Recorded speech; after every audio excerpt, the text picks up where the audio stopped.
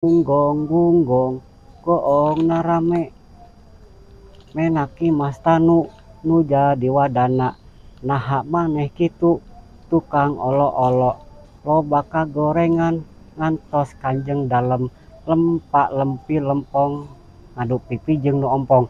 Nah, sejarah Ki Mas Tanu atau Tanubaya. Beliau adalah seorang pengkhianat bangsanya sendiri. Makanya ada lagunya tadi, menak Ki Mas Tanu naha maneh kitu tukang olo-olo loba kagorengan ngantos kanjeng dalem lempak lempi lempong kadu pipi jeung nu ompong. Sebetulnya kita menuju ke Patilasan Eyang Tanubaya, atau juga di situ ada Patilasan Eyang Janumaya.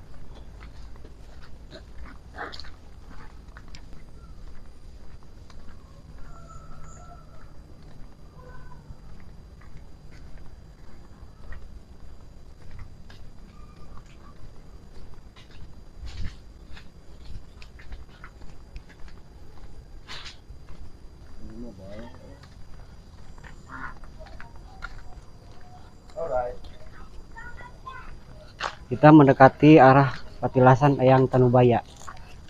Di sini banyak entok nih. Ini daging entok itu enak rasanya. Ntar suatu hari kita ngonten bakar daging entok. Daging entok itu manis rasanya, ada rasa-rasa manis. Nah, itu soang itu tuh.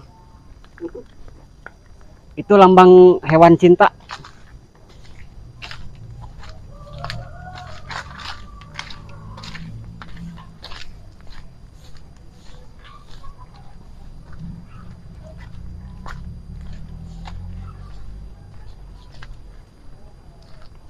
Ah, Damang. Wih, Jang. Alhamdulillah, Jang. Kesinten lah. Saya kemana, Jang? Menuju kumaha? Iya. Tapi terus rawasin. Ayeuna Badan. mah kantun kami wis tampangan. Oh. Nyeri. Iya tuh. Naon, Jang? Kamari teh. Obatna obat. Kirinyuh. Oke, kering. Mun. Aya mah. Ya, lampu. Dia kita kemana nih? Beri tarik sekali ya. Oke, dia. Mohon. Rajang ka teh sok. Enggak.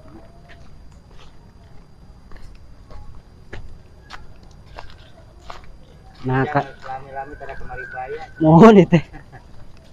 Karena masyarakat setempat itu masih kurang disiplin dan seperti inilah.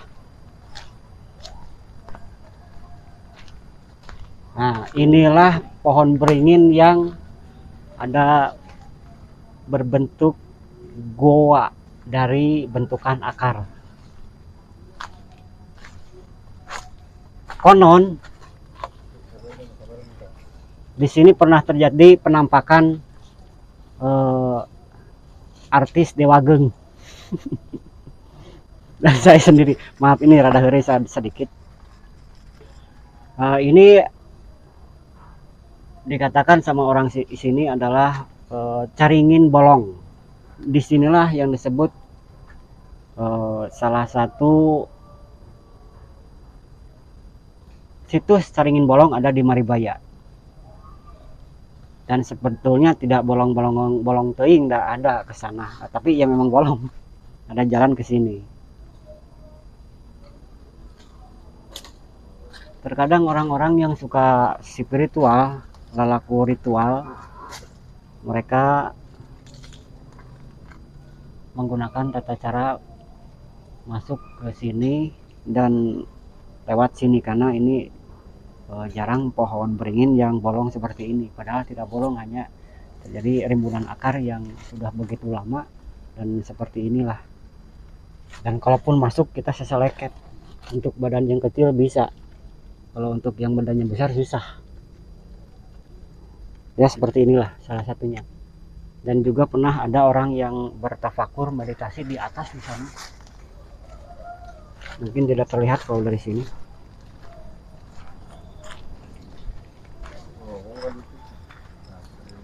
Dia naik lewat sini terus di sana. kemudian bertapa di atas pohon itu.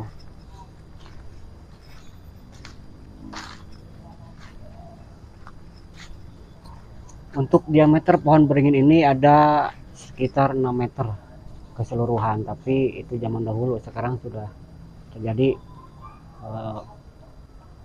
tumbuh pohon beringin yang baru, dan caringin bolong adalah di sini adanya di Kampung Maribaya di Desa Dawagung.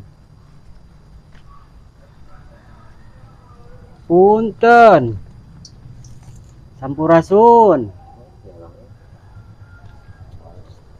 Nah, disinilah petilasan Eyang Tanubaya, dan di sana ada altar dan dolmen periodisasi peralihan kerajaan ke kesultanan. Dan seperti biasa, keramat-keramat tidak terlalu terurus karena tidak ada jupel yang khusus.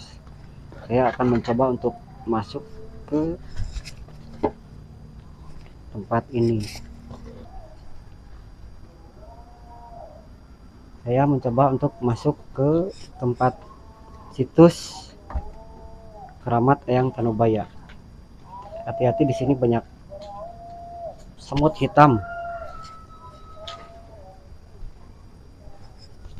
Sampurasun. Dan seperti inilah keadaan sekarang. Dan ini salah satu simbol-simbol batu nisan periodisasi zaman peralihan dari kerajaan ke bentuk kesultanan. Dan ini salah satunya. Dan ini juga bisa diidentifikasi bahwa biasanya kalau ada nisan bentuk yang seperti ini, ada cekungan begitu, masih dalam satu kekuasaan daerah Sumedang Larang. Ini salah satunya ciri-ciri kekuasaan kerajaan Sumedang Larang sampai ke Maribaya. Ini salah satunya. Tapi di sini ada yang menarik, di sini juga ada altar, hanya saja patah jadi dua. Dahulu kala tidak seperti ini. Waktu pertama kali saya lihat ke sini, altar ini tidak patah seperti ini. Dia bersambung, mungkin karena tertimpa akar atau tangkai pohon atau bagaimana, saya nggak tahu. Dan seperti inilah sekarang, patah.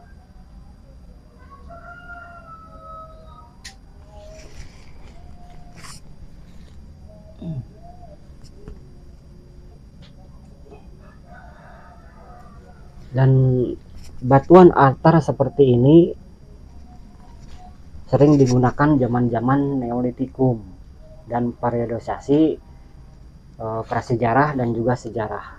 Jadi masih digunakan sampai zaman sekarang. Raya mungkin sudah tahu bahwa abad Neolitikum itu berapa tahun sebelum Masehi, yaitu 2200 sebelum Masehi, dan ini pernah digunakan. Caringin badan. Lanjut. Dan juga di sini ada yang menarik, ada batu yang berlumutkan tapi menjadi biru. Ini dicat atau apa sih? Saya nggak paham. Berbentuk segitiga. Dan dulu petilasan Eyang Tanubaya tidak seperti ini, tidak dipakai bangunan seperti ini. Walaupun sekarang masyarakat sudah memberi batas untuk petilasan Eyang Tanubaya.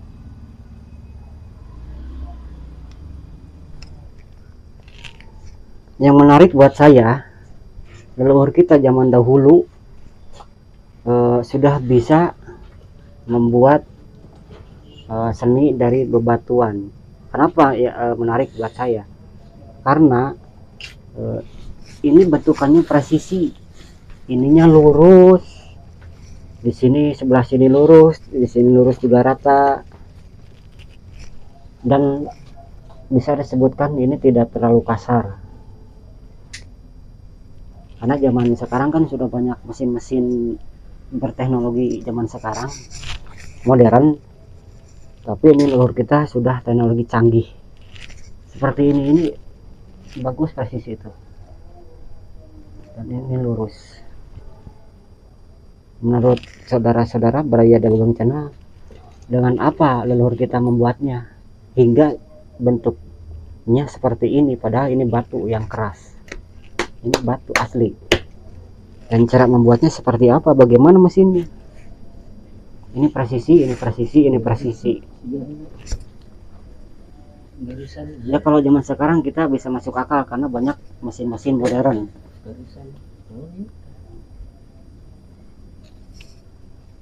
Dan di sini juga ada.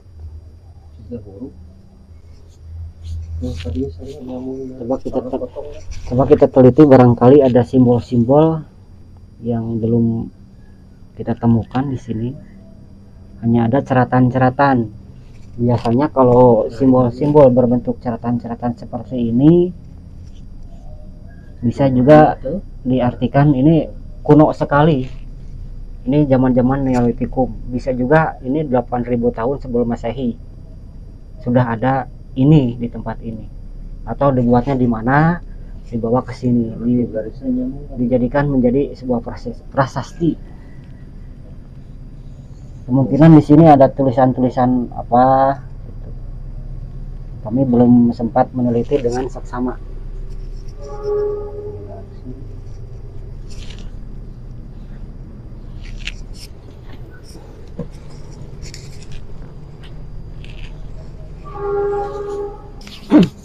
Mohon maaf untuk Baraya Dabagang Channel, khususnya orang-orang Maribaya, saudara kita yang di Maribaya di tempat ini, apabila saya mungkin berkendak tidak sopan seperti yang terlihat, ampun paralun, bukannya saya tidak sopan, ini untuk kepentingan penelitian.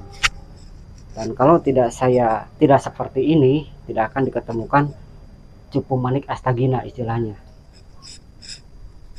Mohon maaf, bukannya tidak sopan, untuk sesepuh masyarakat Maribaya saya seperti ini.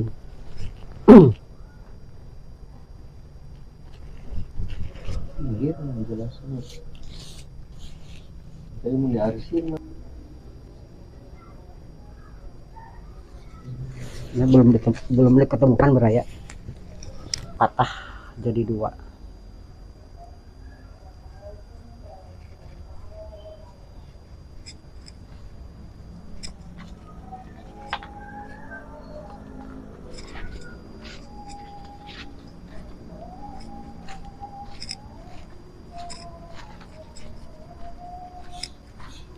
Kembali saya untuk meneliti Caringin Gorowong. Nah, saya akan improvisasi papantunan cerita rakyat dulu. Mungkin Baraya Dabagang Channel pernah mendengar lagu Gung Goong Narame. Barangkali Baraya Dabagang pernah mendengar. Saya lupa lagi syair yang di depannya.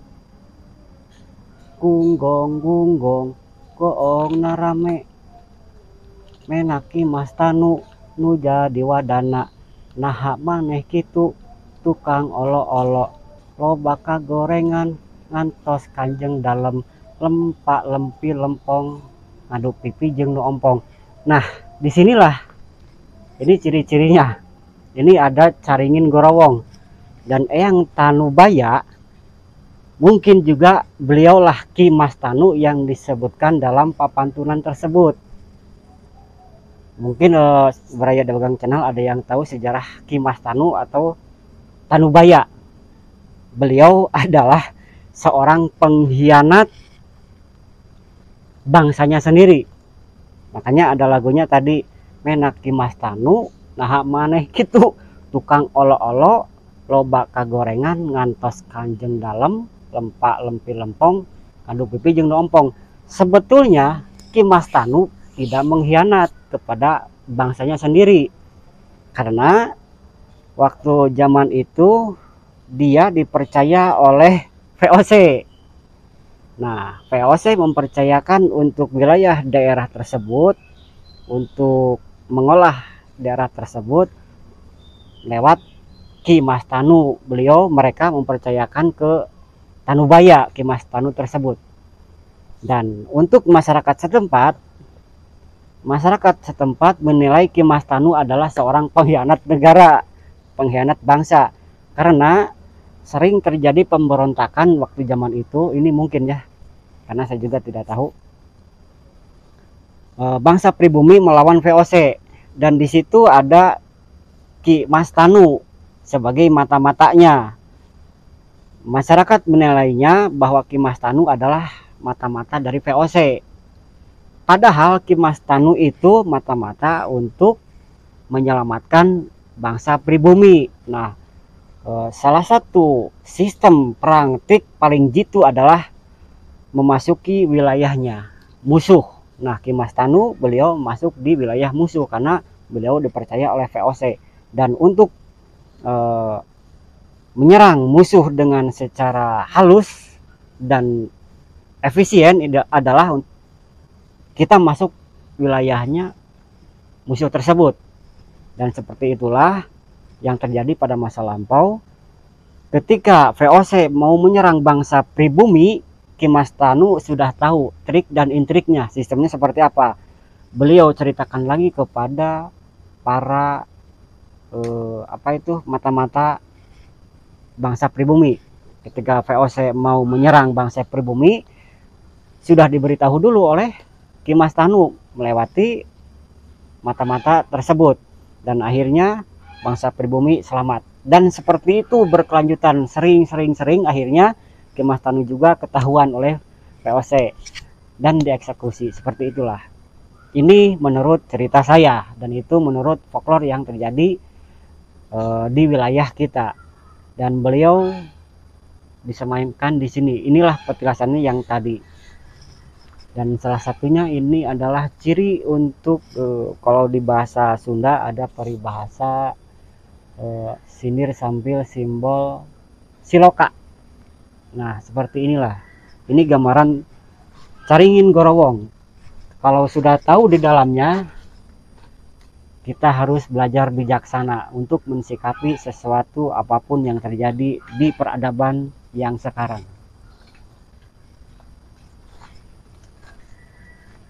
Dewa Geng Channel, Sampurasun, Cag.